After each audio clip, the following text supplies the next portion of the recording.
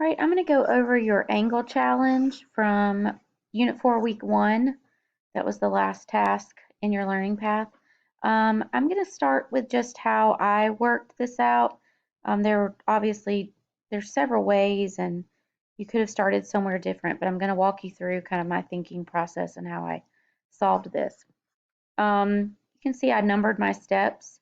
So along the right side, I started with this red triangle that I highlighted over here. We had a 90-degree angle and a 40-degree angle given. So we were looking for the missing angle there. Um, so it was 180 minus 90 minus 40, which gave you an angle measurement of 50. So if you'll notice that angle N here and this missing angle are both 50 because they have a vertical angle relationship. So I went ahead and labeled N 50 degrees. Okay, then I went to this blue triangle, so up at the top, and I had a 90-degree angle also for angle M, and then 60 degrees was given, and so then I just had to find this third angle. So 90 plus 60 gives me 150 degrees, which means that this third angle had to be 30 degrees. So again, I noticed that this angle and this angle, the top of kind of the orange triangle, are vertical. Those are vertical angles. So both of these would be 30 degrees, and that might help me a little bit later. So I'm going ahead and labeling everything I know and that I find, even if it's not an angle that I was necessarily looking for at the time. Okay, from there, step 3, you'll notice in green, I found a supplementary angle relationship. So this obtuse angle, this 112 was given, and I noticed that it is supplementary to this kind of missing angle here. So 112 plus something had to give me 180, and I find that this supplementary angle is 68 degrees. So now I have a 68-degree angle, a 30-degree angle, and then I can now find this third angle here. So in this purple color, I have found 68 plus 30 plus something has to give me 180 degrees for that triangle. So I find that missing angle to be 82 degrees, and that's important because it's also vertical to angle P. So that means that angle P is 82 degrees, and I can go ahead and label that. Next, I see step 5. I see that 70 degrees is labeled here. So I know that this angle is also vertical. So I've got two 70-degree angles. From there, I have labeled in this like blue-green color that I had the 82-degree angle, angle P, and then this 70-degree angle that was vertical to the 70 degrees given, plus Q has to give me 180 degrees. So 82 plus 70 plus Q has to equal 180 degrees. So that tells me that Q has to be 28 degrees. So I'm going to go ahead and label that, and I notice that Q is also vertical here, so I can label it as 28 degrees also.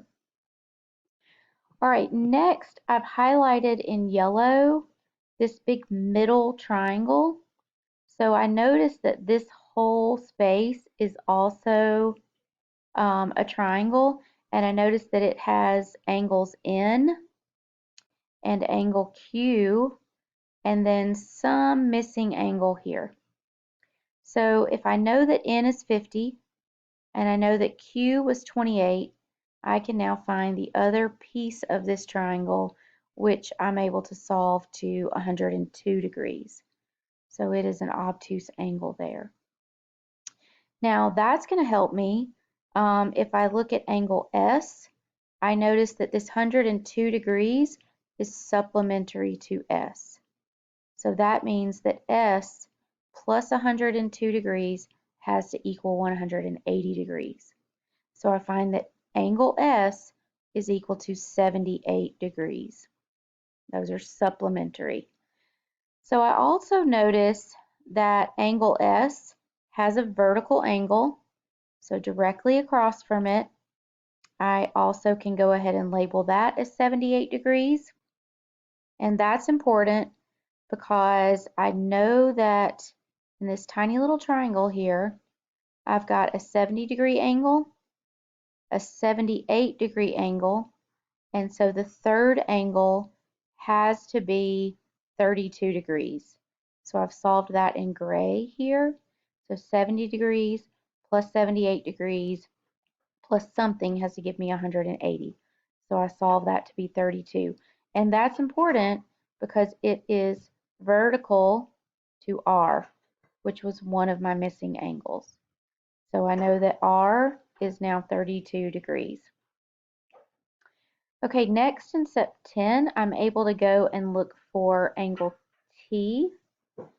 So I've highlighted in this like bright orange color that this whole triangle has to equal 180 degrees. And I know that one of the angles is 30. I found the angle vertical to R to be 32. And so now because I know two of the angles, I can find the third one, which is T. So 30 plus 32 plus T has to equal 180. And I'm able to find angle T as 118 degrees. All right, in step 11, I'm still using angle T, and I can see that T has a supplementary angle relationship with this unknown angle that I've highlighted in this blue triangle. So T plus some unknown angle has to equal 180. Okay, so T plus this unknown angle has to give me 180 degrees. So I'm able to find that this little missing angle here in the blue triangle is 62 degrees. Okay, so now I'm going to look at the remainder of the angles in this blue triangle. So I know that angle S is one of the angles, and I've already found that to be 78 degrees, plus the angle that was supplementary to T. I found that to be 62 degrees, plus this missing angle has to be 180 degrees. So I've labeled it as X. So 78 plus 62 plus X has to equal 180. And when I solve that equation, I find that X is equal to 40 degrees. So if you'll notice that this angle 40 has a vertical angle relationship with the top of the angle in the yellow triangle. So that has to be 40 degrees also. So that leads me to my last step. Step 13, I'm able to find angle U.